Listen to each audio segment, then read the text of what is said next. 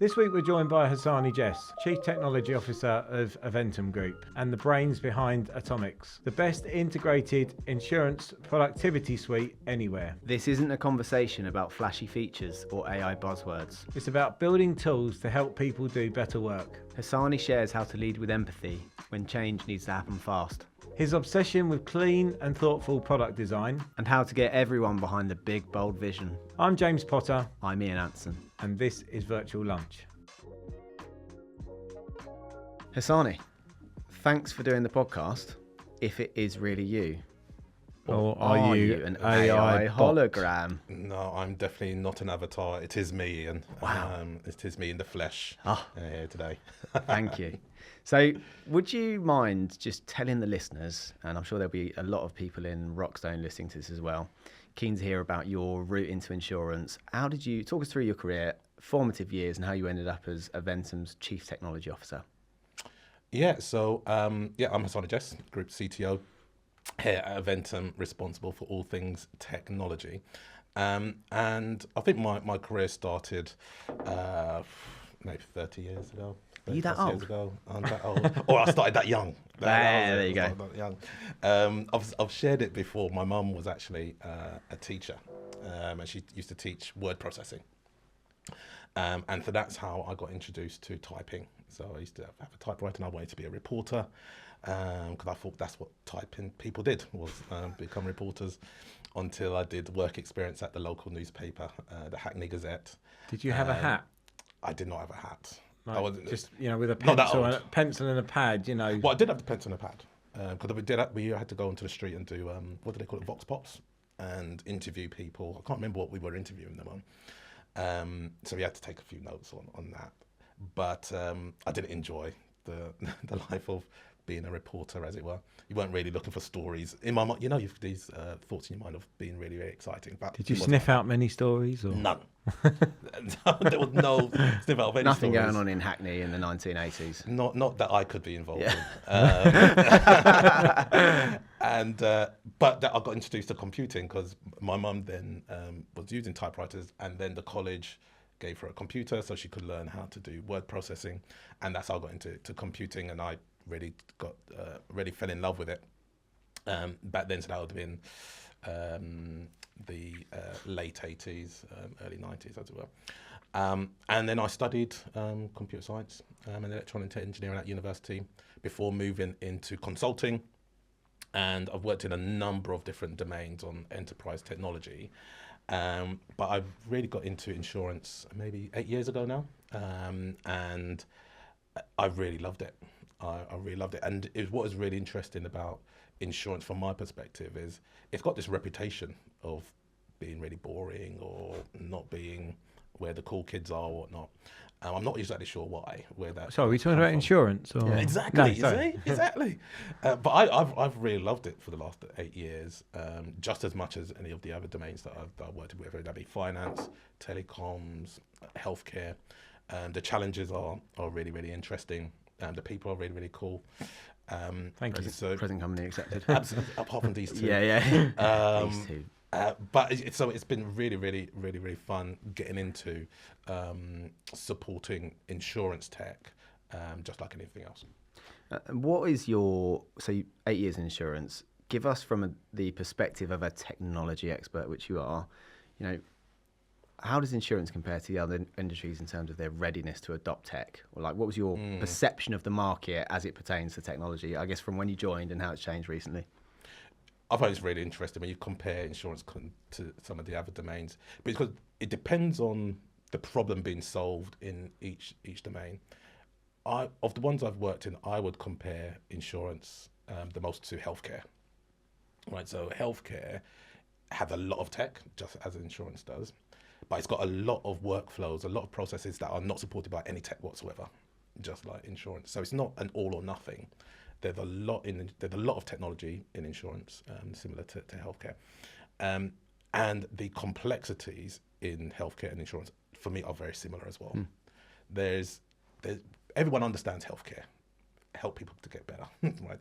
Everyone understands insurance, get a risk, put a price on it, and if something goes wrong, you get some help. But the nuances and the complexities behind the scenes are immense, right? And it's similar in healthcare. The nuances and complexity behind the scenes are just absolutely huge, and that is where the difficulty comes in. Whereas most technology suppliers, we want to have things really simple, so that we can scale really quickly. You know, we want to have lots of big problems that are really simple, or simple to understand, simple to model, and then boom, we can scale that. And insurance isn't like that. Insurance isn't simple. Once you get behind, okay, there's a risk and there's a premium. As soon as you get into reinsurance, joining Aventum and joining the specialty world and the reinsurance world, if that blows your mind, the amount of how the complexity explodes as soon as that pen is put down. It's not, oh, you've written something, yeah, you've sent out some invoices and it's really straightforward. Kaboom, the complexity really expands.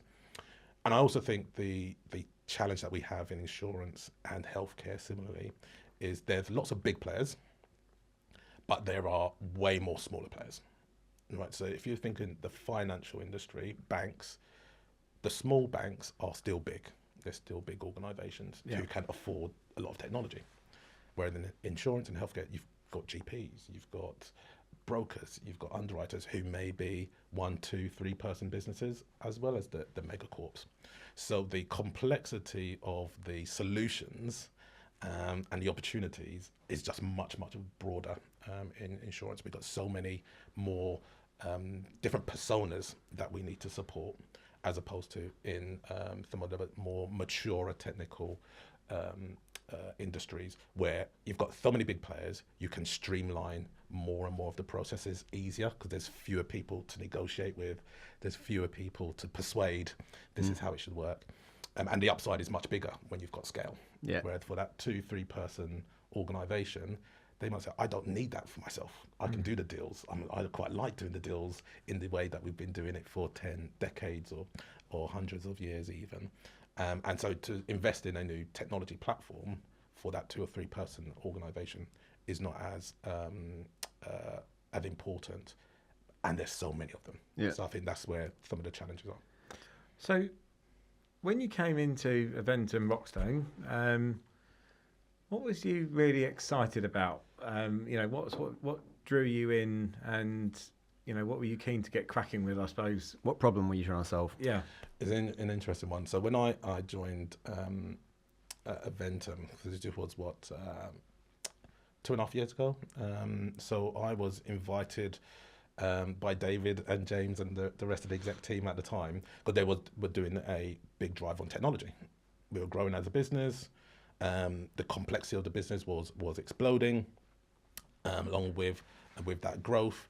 And so the executive team at the time said, we know this is not going to be sustainable if we do not have a solution.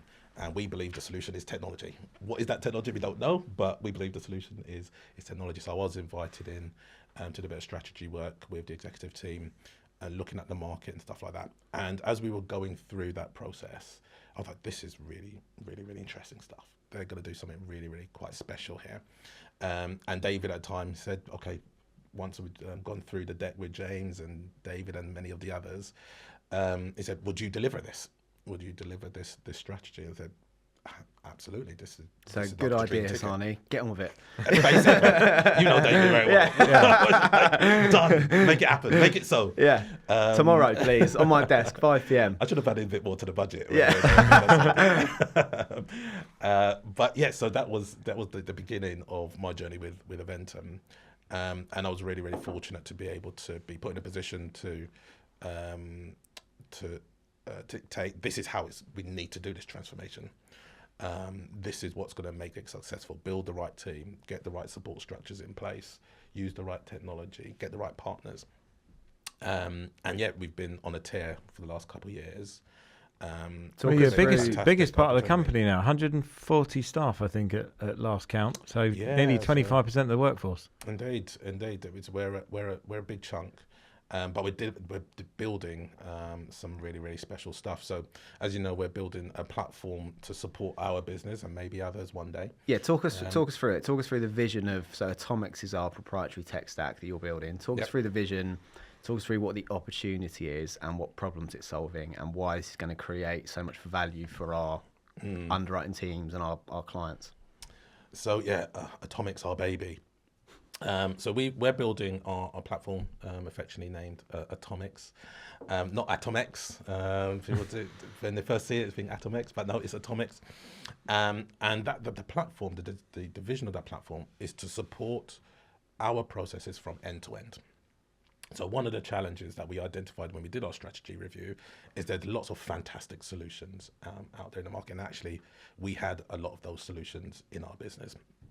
But one of the problems was they're all point solutions. So there's lots of handoffs, there's lots of disconnectivity, there's lots of sub-process, there's lots of sticky tape that you need to put in between.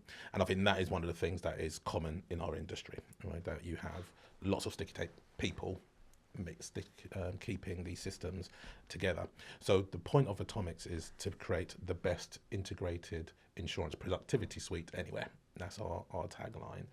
And it's to support the activity of for an insurance company from start to finish. So for the underwriting, for the DA, delegated authority, managing the binders of facilities and bordereaux, through to the underwriters managing their underwriting processes, all the way through to finance and IBA. And for our other businesses as well, the whole broker life cycle.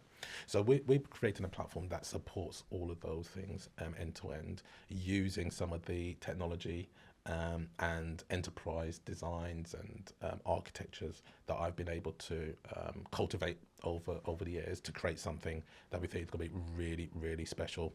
As you know, we've been rolling that out over the business over the last year or so. We're going to be getting to maturity through summer 26, and really it's really there to turbocharge our growth strategy, to enable us to deliver complex solutions in a scalable way that supports our customers and our clients to really have an excellent experience with us. We don't want something that's going to limit our growth. We don't want something that's going to limit the scale that we can, all the opportunities that James is always coming up with. Another opportunity. There's another line of business that we want to add into the platform. There's another colleague who's going to be starting. Who's going to really push the boundaries, and we want to make sure that we've got a platform that supports that vision of scale for us and others in the future. So talking about transformation or tech transformation, what would you say are the things that are, misunderstood in your world when we're trying to transform, or modernise underwriting? Yeah. So I think one of the things that is always a challenge is understanding the different agendas for different people, right? Everyone's got their own focus, their own particular agenda. So the underwriters, they want to write business. They don't really care about anything else. And you want to support that activity the best way you can. I think one of the challenges that many underwriters, or it's not a challenge, but ways of working that's been quite common in our marketplace that I didn't know about before I joined Aventum was the amazing career of an underwriting assistant. Right, that wasn't a role that I was aware of in my previous life. So I was aware of underwriters, you were aware of brokers, but you weren't aware of the machinery behind the scenes, actually making things happen. So when you're moving making the underwriters look good, making them look good, and making sure the business gets written in the right way. And if you don't know, that's where all the complexity hides as well, right? So behind the scenes, underwriters doing whatever they need to do, and then they hand over the complexity to this whole machine behind the scenes. The box assistant in the old way. Write the quote over the left shoulder without looking up. Sort that out. Make it work. Walk off to the printer. Yeah. And that is a whole world of complexity and workflows and processes. That is really, really, really challenging, and that's what we've been focused on. Is not just on the front end piece of helping the underwriters to write their business, but supporting the back office as well. And what you'll see from a challenges point of view is in that old world where the underwriters, their main focus was, okay, I've got relationships and I've got this instinct, I've got this knowledge and experience that I've built up. I'm going to do my scratch, and then somebody else does the work. When you move into a much more technology-enabled world, you're actually asking them to do more of the work themselves, right? To hand it over to the machine. but you've now got to operate the machine yourself. So you're actually asking them to do more than they were doing before.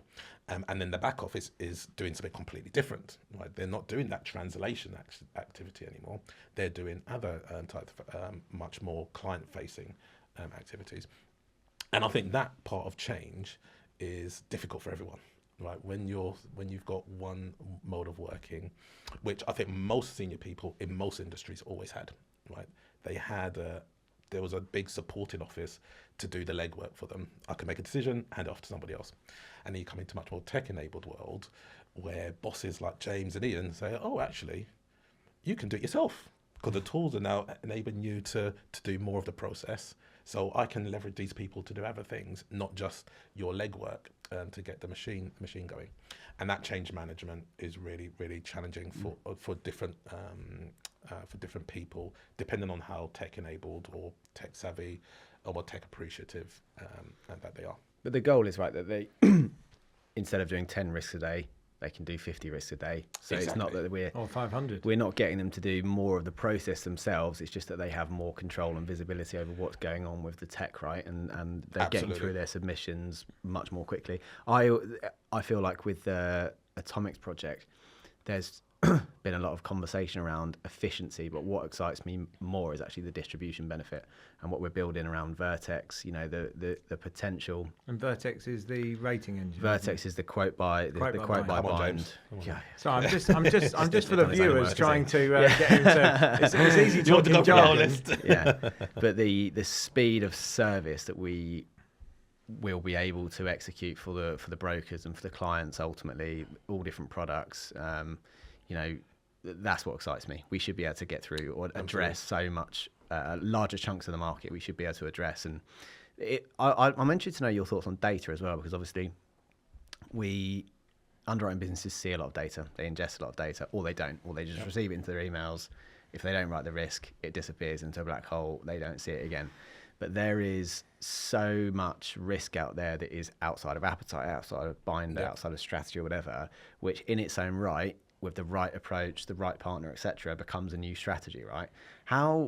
Talk to me about your view on the industry's current capabilities of harnessing the data it has, and how does Atomx help us address that in Rockstone? Absolutely. If I just touch quickly on your point on efficiency, because I 100% agree. The efficiency isn't just there for people to twiddle their thumbs, right? You want to be more efficient so you can do more. And I agree. I'm much more interested in moving the top line than shrinking the bottom line. Obviously, we want to be more cost effective, but it's really pushing the top line faster. That is going to create opportunities for everyone. So I totally agree with you on that. And with the data piece, so I think there was a movement. It started around 10, 15 years ago. Are you guys familiar with the word big data? Yeah. So you would have heard that a while back. I use that word a lot. I thought it was just like Excel, but in font 72. Yeah. So that is one version of big data. Oh, is it not? The real concept of big data back then, and it kind of has moved into AI, is there's all this data that no one values, but there's gold. There's gold in that data. So they used to talk about the fumes of data. So when a lot of the big Silicon Valley businesses started kicking off, they were generating so much data, and they would say, oh, well, if you actually looked at the data, you can actually start to model things. So look at trends. You can look at trends, right? So even though that trend data wasn't what you were actually after, the fact you're generating all this information becomes the oil. And so there was, the data is the new oil. That was kind of where some of that rhetoric came from a few years ago. The problem is that for most people, they were never able to use the fumes, right? So they've generated all this data and never able to, as you just mentioned. So you're getting hundreds, thousands, millions of submissions. You get through them, you accept some, you reject some, and then you move on to the next set of submissions. That history doesn't become a usable artifact, doesn't be useful for you. Whereas as we've all matured in our technical understanding, people like Ian will say, I know there's value in there. help me unlock the value in this history of data that we have. So now we've got ingestion coming into our platform. So those emails and all those submissions, we automatically ingest them. We'll triage them according to the underwriter's specification and rules. And that's the app Ayana.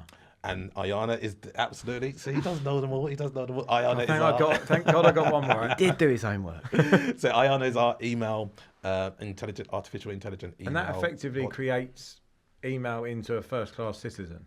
Absolutely. So we call email first class citizen a lot, mainly for that reason we talked earlier on, that there are many big players who are quite happy to use APIs. We love APIs. We want people to use our APIs.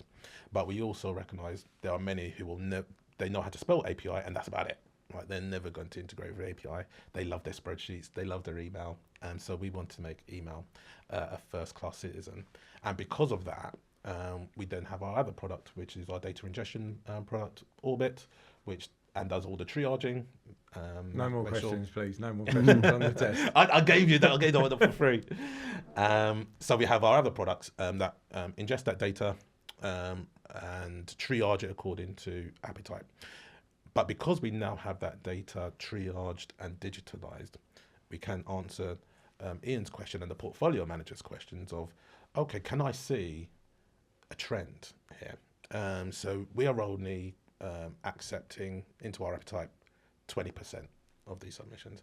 Is there something in the 80% that I should be going to the market for to get different capacity and a different binder? Because we can then open up the market there.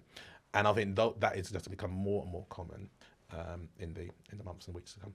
That is the true, like, think about it as a distribution platform. There is going to be capital somewhere that matches the appetite for loads of stuff which is out there. And if we can access the stuff more quickly, underwrite it well, portfolio. What I get quite excited about the sort of dynamic portfolio management potential for it. Like, we really like. It's funny, I was talking to Nadine about this week, and we're doing a bit of a project with Harry, one of your guys, around underwriting governance and like the way that underwriting guidelines and underwriting strategies are written to be compatible with ultimately like the triage. And it's exciting that we could dynamically score submissions in the system based off not just our original appetite, but our latest like portfolio segmentation and like our matrix. It's like we want to write more. Well, we want to write less sawmills in Chile, for example. Right, that's a one because we want to write less of those. But actually, for this year, we're doing really well in like, I don't know, municipal buildings in Canada. Whatever. And so, okay, that goes up because that's, and that is very exciting from like a capital allocation perspective over time in the future. I suppose that actually comes to a point that I wanted to ask you. If you think about when you're designing these things, and especially for underwriters, we talk about great technology.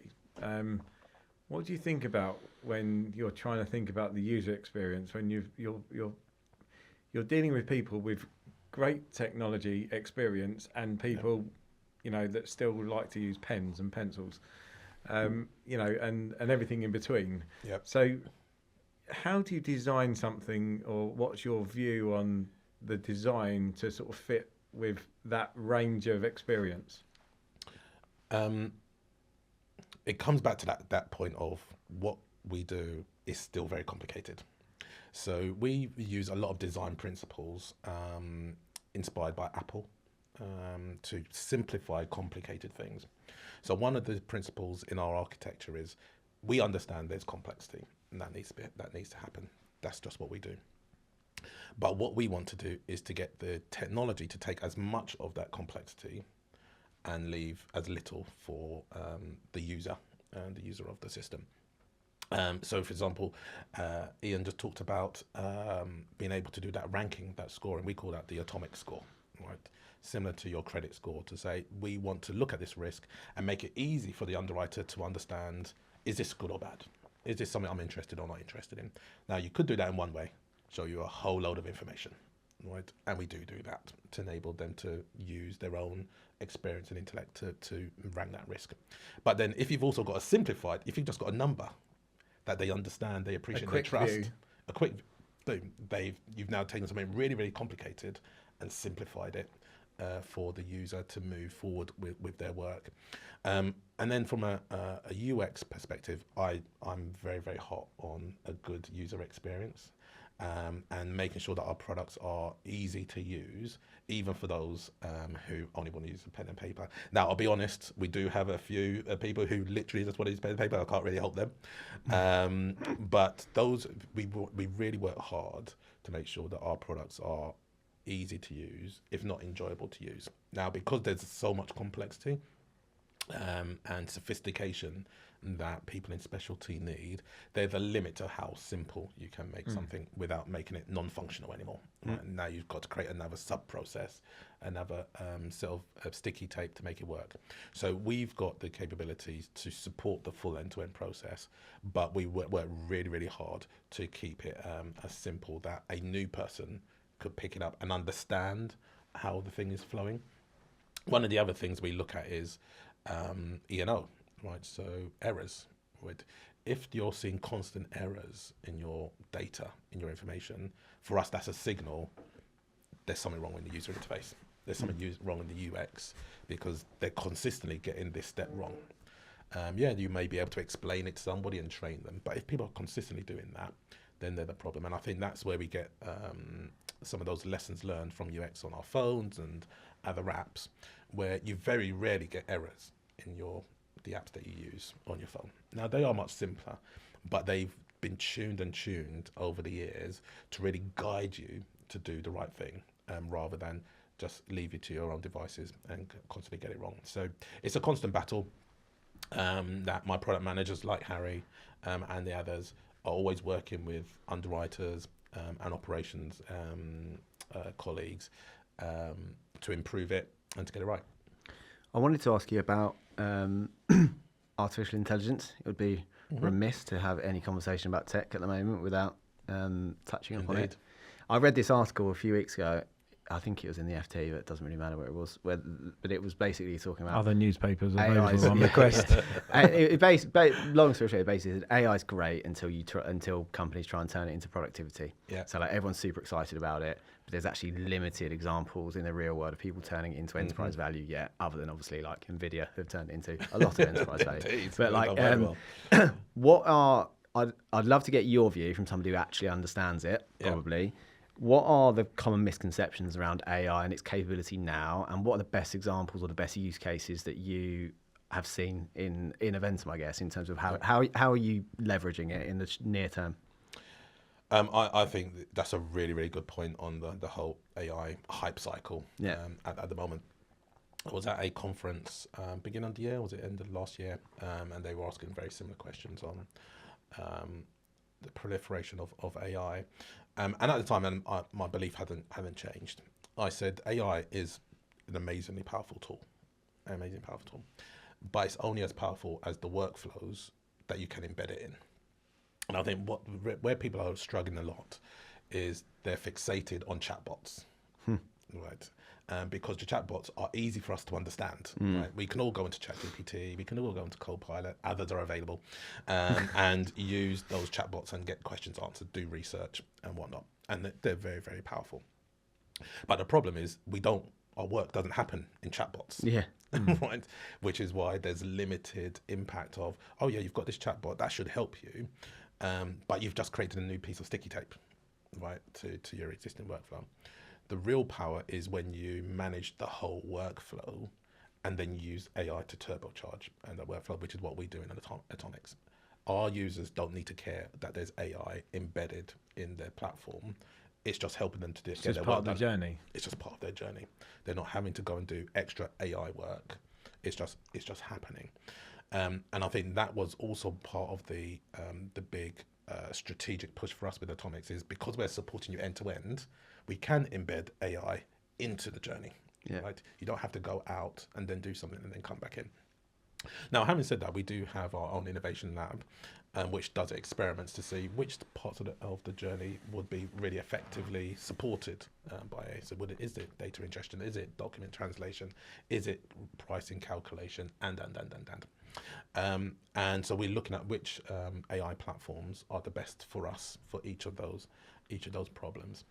And then we look to embed it into the system. So when our underwriters get their action list of these are the submissions we recommend you take a look at, they're not thinking, oh, this was AI that's done this for me. It's just, okay, I've got some work to do, and this is going to help me to do that. When they see, okay, these are all the pertinent facts about this particular risk, they don't need to care that AI created that or not. They just need to know, okay, this is going to help me to do my work. And I think that is what's going to be really changing for many people over the coming years. Now, that is, at the moment, a lot of the focus is on generative AI, the chatbots and whatnot, which is really, really powerful at the moment. Mainly, it's kind of been enabled by the hardware NVIDIA capabilities over the last 4 or 5 years. But before then, so I often tell the story, I was working in travel, and we were using machine learning, we've used it for years to calculate pricing, right? To calculate pricing of tickets and stuff like that. We've been using machine learning for years and years and years before the generative AI craze. Now, machine learning is kind of put to a side today because the generative AI is really taking all the limelight. But that capability has been there for a long time, and it was embedded into the workflow. When people are buying their tickets, they're not thinking, okay, let me go and do a bit of AI a bit of machine learning to say what it's. No, as you're buying your ticket, it's embedded into that flow, optimizing that experience. Same for us, as our actuaries are working on their flows, we'll be using machine learning models to help optimize, okay, this is what that base price should be, leveraging all those items and artifacts that are coming in a digitized form. So I think that is where AI and other technologies are really impactful, is when they're embedded into workflows, not just as really interesting bits of tech on the side. How do you plan? Sorry, how you've got a plan and a vision that you're working toward. The AI landscape itself is rapidly changing, right? And the regulation around it is probably going to change a lot. How do you mitigate for that? Something that is actually quite a core part of the functionality of any like futuristic technology suite. How do you mitigate for something that is so quickly evolving and like immature regulation? So for me, I see things very differently because I've been working in tech for like 30 years. Those fast changing things have always been there. Yeah, fair point. AI is just the recent one. Before it was the cloud. I remember the first time I did a cloud system was in healthcare, and we weren't allowed to use AWS. We weren't allowed to use Azure because it wasn't trusted at that time. So we had to have our own data centers and whatnot. That is completely different now. Things have opened up. People can use the right tools for the right things. So I think part of technology life cycle is things always come and go. There's always a new wave. Who knows what the next one will be? Maybe it'll be robotics or something along those lines. But there'll be a new wave of new tech that comes through that just enables something you've never been able to do before. A lot of the things that we want to do now, if I think about something as simple as document ingestion, right? That is not a new concept in insurance. People have been wanting to do that for years, right? They've been talking about, how can we exchange data in a much more digitized way, in a much more efficient way? Let's come up with some standards. You can do. So people have been talking about that for years. It was not a new idea. We just didn't have the tools to do it. Now a tool's become available. It says, this can help us with that. We can now unlock that idea. And then the regulations come along. For me, regulations are typically there to help us and keep us safe. Yeah. There's been very few from a technology landscape that I can remember, and they'll be like, no, you can't do this thing anymore. It's stopping you. It's just, no, you need to make sure you can do it in a safe way, that's sustainable, etc., etc. And that will continue. But yeah, change is the one constant. We hear that all the time. That's the common buzz phrase, especially in tech. So we need to make sure that our architecture is flexible enough that the new tool that comes up next year, the year after, the new technology that comes in 2028, 2029, we can say, something new. We didn't even know this was on the horizon. It's now available. How do we leverage this? How do we embed this into our architecture? And I think that's where our enterprise scale comes in, that we built a platform with enterprise scale that has that ability to adapt over the coming years. So Hasani, that's a great segue into my next question really. What does the next 5 years look like? What does great look like to you? Yeah, for me, there's a number of things that I really look forward to celebrating over the next half decade or so. So one is we're supporting our two businesses to be really, really successful. Right, they are growing at an amazing pace. So if they were treble the size on the platforms over the next 5 years, that for me is one of the signals of success. You're only doing half days then, are you, to travel? But I think the pace that the growth is happening and that teams are joining, I wouldn't be surprised in that at all. And I think that's probably just continuing the trajectory that other group we've been on for a while. But one of the things that I've been really fortunate with is that I've got two very separate, distinct businesses. I've got an MGA in Rockstone. I've got a brokerage in Concilium that are two separate organisations with two separate needs, and I get to build a platform that supports two different businesses. And because of that, I then have a platform that in 2 to 5 years' time, I can support other MJs and other brokerages as well if they want to use a really cutting-edge, modern platform. So you become as well. a provider. So we become a technology provider as well, and that for me would be the really another signal of success. And when we started the journey, part of our architecture was to do it in that way because I had that privilege of two different businesses. But also because of the nature of the industry, I knew that once Rockstone started using the platform, their clients are going to start using the platform. They're going to start interacting with it.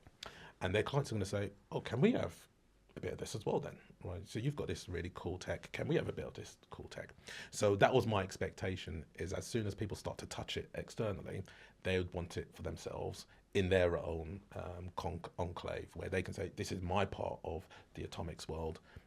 And I can get all the benefits that the platform has to offer. So for me, that is what good looks like, and I'm convinced that will be happening. Great. I mean, I suppose you work in technology, but you have many things that you have to do outside of running technology and making sure computers turn on and tech builds work and what have you, and systems and what have you.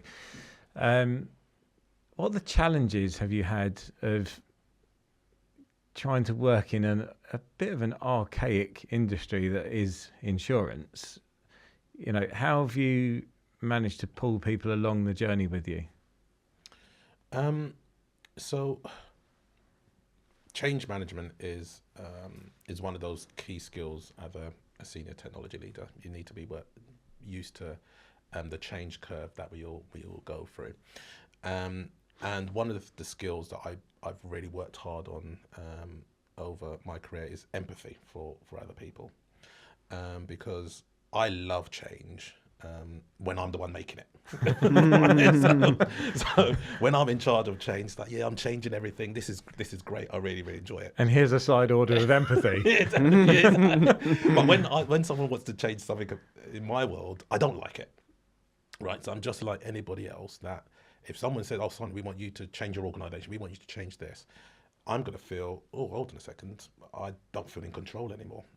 There's this book called Who Moved My Cheese, which is all about change management and how we love changing other people's stuff, but we don't like it when people change ours. And so that's where the empathy comes in, that I can understand, you're changing people's world, you're changing people's jobs, you're changing people's activities. And so you have to empathise that not everyone's going to say, yay, Hasani's changing my stuff, right?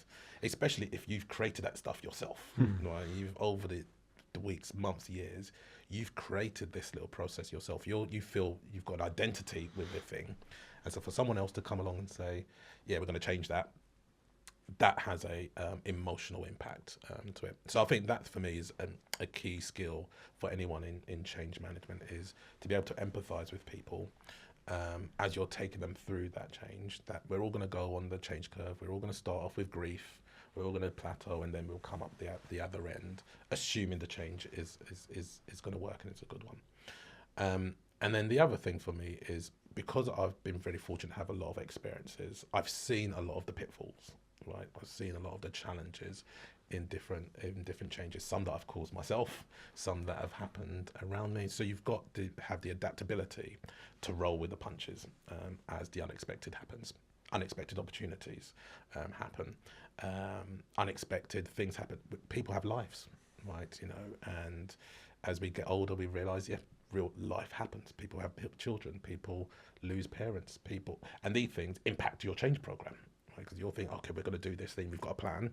Something happens in someone's life. You've got to adapt. You've got to change and move that plan. So I think adaptability and flexibility is really, really crucial in that as well. And then I think the final one I'd wrap up on that particular point is leadership, right? I think having senior leadership bought into something is very different to senior leadership supporting something, right? I think in many places they'll have a change program and then the senior leadership will say, oh yeah, we want that thing and make it so, good luck, right? Which is very different to senior leadership saying, no, we're going to make this happen. How do we need to make this happen? Because all those issues are going to happen and you need senior leadership to say, okay, we're going to fix this thing. We're going to move it because we believe in the end destination. And when you've got senior leadership buy-in and support, and then you have the people will follow, right? Rather than trying to resist when those issues happen. And I think that's where many change programs struggle and suffer, is they don't really have that top level buy-in to the vision of what they're trying to achieve. So you've always got people on the fence. You've always got people kind of like, okay, if it works, I'll be on the bus. If it doesn't, I'm going to be going the other direction. It's not my fault, Gov. That's on them. So yeah, I would say those would be probably the key highlights for me. I think culture for us, obviously, we work really, really hard within Rockstone. We talk about it a lot. Culture's huge. What are your non-negotiables of building the culture in your team? I remember when I joined Aventum and the Rockstone group 2.5 years ago. We were in Lime Street at the time in the small office there, and I was coming in. I was doing the investigation and the strategy work and whatnot. And then when David asked me to join the executive team, I was like, yeah, but I don't know much about the business, right? I don't know much about that culture piece because I hadn't been around enough. And so I went onto our intranet and there was the Dare to Discover video from the one that was in the Barbican. The Dare to Discover being our annual town hall. God, do I remember that? It was an interesting one. I'll tell you a story about that in a minute. Things have changed a lot since then. But that was the first time I got to see the humanity of our business. Right? I got to see the character of the leadership and the business, and I loved it. I was like, okay, these are real people, all right? They're real normal people, which is weird that it was the biggest event we've got, and people's characters were coming to the front on a massive stage in front of 500 people. But for me, one of the things in my team, number one on my list is integrity. The number one thing, and that anyone in my leadership team is integrity. You need to have integrity, otherwise you're not on my team. That comes before technical skill, that becomes before experience, that comes before anything else. Is I need to be able to trust you.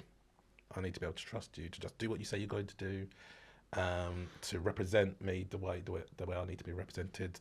If you're going to stab me, you do it in the front, not in the back.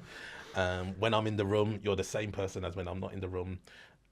Integrity is a number one thing for me, because that's just the way that I operate. I'd like to operate with people that I can just be like, I can be myself, I can be authentic, and I can be, okay, when I say this, you believe me. And I need that from my organisation as well. And then after that, experience and technical skill and all those type of things, you need to be credible. You need to be able to do the job, right? You're not going to last very long at all. But yeah, for me, integrity is the non-negotiable. How much of, so you talk there about technical skill, and I think that's one of the real challenges, isn't it, in the insurance piece that you mentioned, where there's like a load of complexity in the world, and all that contextual knowledge it's in the business and sales, right? But it's a lot of it's not written down. It's like absolutely like, what have you? Has anything surprised you, or like talk me through like what you've learned over the time that you've worked around Rockstone, and how have you created a culture where your technologists, who are inherently not insurance specialists for the most part, there are some to be fair, but like how have you talk me through the challenge of extracting that business knowledge and like what you've learned over the last couple of years working in Rockstone. Yeah, so when we started the transformation journey and the platform build of Atomx, I went in with part of our delivery strategy was that this would be a visual transformation. So one of the things that you'll see in many transformations that they get stuck on, or it's a big challenge, is requirements. What are the requirements? And you'll see people, they'll spend 6 months, a year, maybe even longer, documenting all these requirements, building these big catalogs of requirements. We call them BRDs, business requirement documents.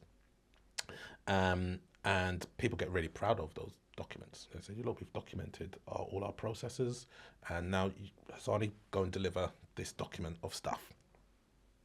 And the problem with that is it's guaranteed to be wrong. It's guaranteed to be wrong. Because just like you said, you're like, oh, I forgot. Actually, I know that's the process we're supposed to follow, but actually... There's a hack. There's a hack, right? Oh, and for this particular client, that process doesn't work, so we do this other hack. And so there's always these long tail of edge cases. So what we said was, what we're going to do is a visual transformation. So rather than writing these very long documents, we're going to use wireframing. Right, we're going to show you the journeys that you're going to be going through, and we're going to use that as our documentation. So we're going to go through your workflows. Okay, what do you do next? Oh, but we need this bit of information. Okay, good. So we need these 20 bits of information. Oh yeah, but except when this happens, and doing it visually really helps people to connect with all of those edge cases. So you just get less and less of the edge cases at the last minute. That still happens. That's human nature. You're still going to get those last minute catches, but you get a much more broader buy into, okay, this is what we're going to get. This is how it's going to work, and a better understanding. We also took that strategy because I decided not to focus on, like you said, insurance experts to build my technology function around, which I know that was quite controversial at the time. So, oh, we've got these people from the music industry, from the healthcare industry, from telecoms, from finance, etc., etc. They don't know anything about insurance, and they didn't. But what that did mean is they were open to learn. They recognized, no, you're in a domain that you're not the expert. And I think one of the things I've seen, especially at Aventum, even when people join us from other insurers, they land and it's like a truck's hit them, because our sophistication, our complexity is at another level to many others. And they come to think, oh, we know about insurance. And then they realize, oh, actually, I know about that bit of insurance, but what Rockstone are doing is so much broader.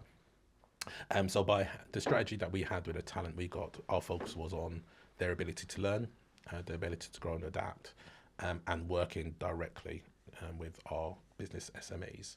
So one of the things that the board bought into when we started the transformation was that there would be investment of the business in the transformation. This isn't just something, oh, the techies are going to go away for a couple of years and come back with something. The business were going to be embedded into the transformation to ensure that we've got that end user expertise. So when you're making decisions, we're doing it with the knowledge of this is actually how it works. This is the actual direction we need to go in.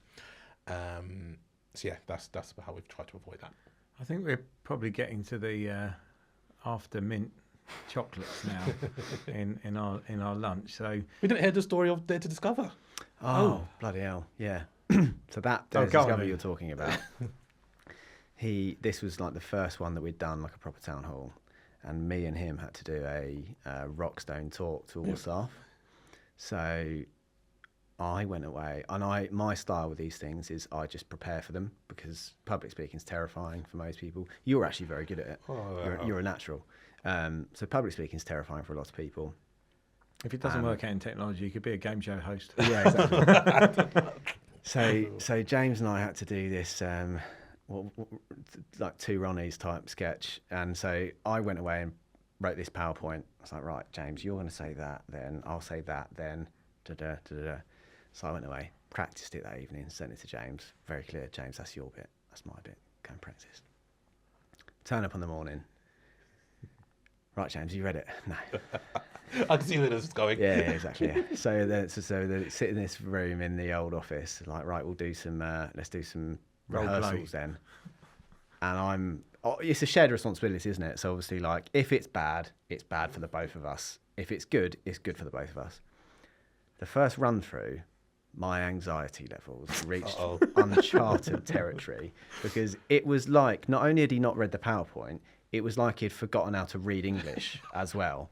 And so I just thought I couldn't see, you know, like with like Atomics or anything like, it's like, you know, some complexity of this might be a bit difficult, but I can see there's like a route to the end. I could not see a pathway to him standing on the stage and delivering any coherent English in 2 hours.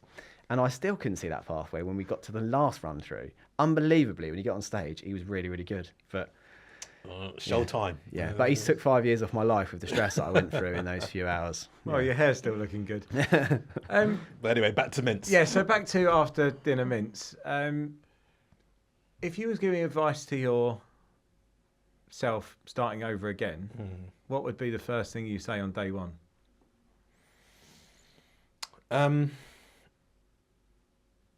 It's going to be a good journey. That's good. I would say it's going to be a good journey. You're going to enjoy it. You're going to have loads of different experiences, and take all the opportunities that you can. Love it. Got to do the lunch question. Okay. Actually, I want to ask you one more. Go for it. Because you are overseeing one of the biggest tech transformations in the London market, right? For sure. Absolutely. And I'm starting to see now in my role, like, massive step change. Like, I actually think we're at that point now where we're about to see big step change. The automation The flywheel. layer. Yeah, the automation layer that we ran through last week is super exciting. But you also got, it's super difficult, like what you have to do. I would like to know where it's very clear what you're good at. What are you weak at, and what do you think you need to focus on improving yourself? Excellent question. So I've done a lot of work on self-awareness. All right, so knowing what you're good and what. Sorry, what can you're you not repeat so that? good at. Self-awareness. Good. Interesting.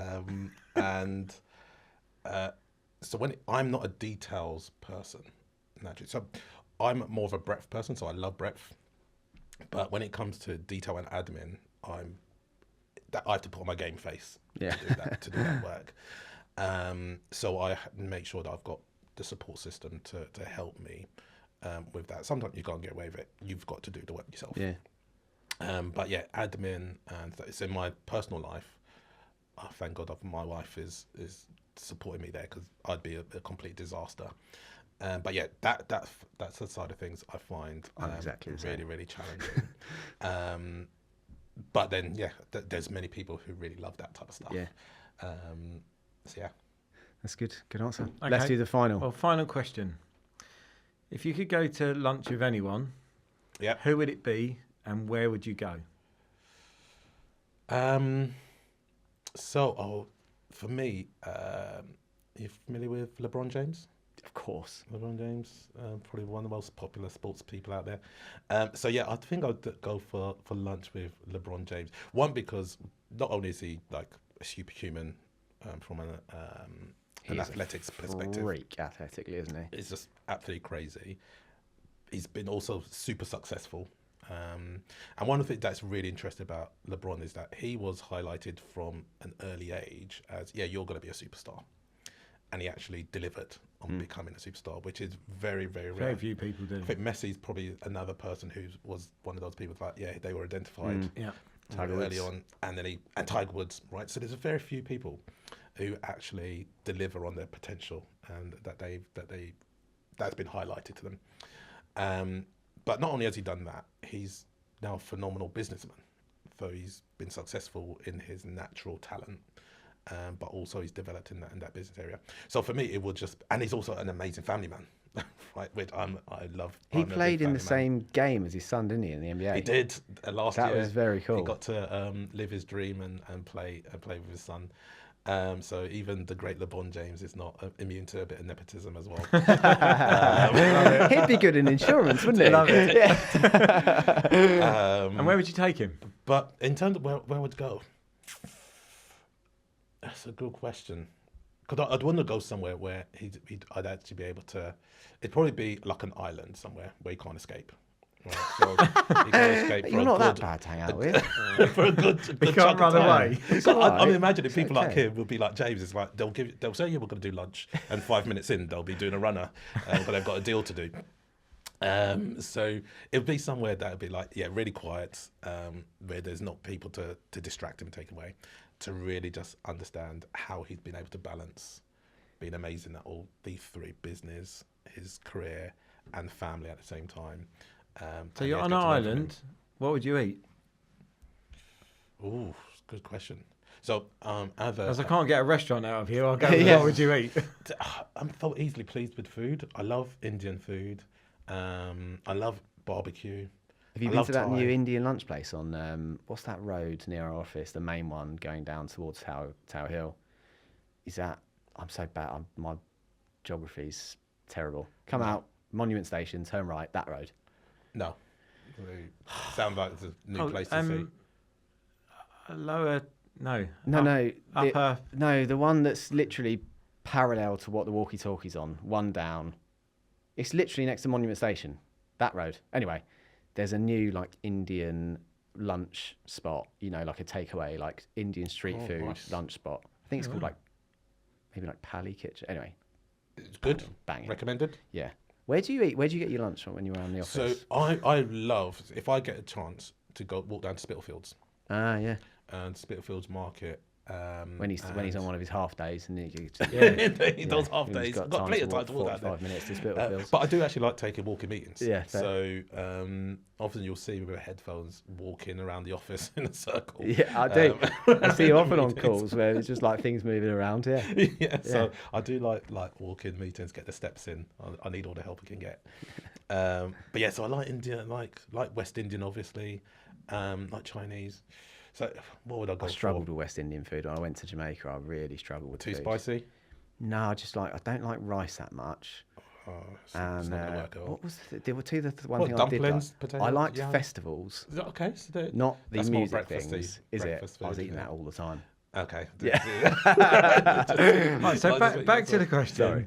What would you eat? What would I eat? Or what would you give him to eat? Should I say? So I'd avoid the Indian because I don't know if he'd be up for that. It's not really a US thing. I love it because they don't see it as I much. think he's going barbecue. I think I'll do Thai. Thai. Nice. I think I'll Okay. do Thai. Keep it safe with Thai. Well, Nice. thank you for coming on the show. It's been a pleasure, Thanks for guys. dropping by. Really Guys, appreciate. got You're the nice man. setup here. This is awesome. It's nice. Yeah, it's the best and worst studio I've ever done a podcast in. The only one. Yeah. But no, thanks for inviting me on. Thanks for coming. Thanks, mate. That's it for this week's episode of Virtual Lunch.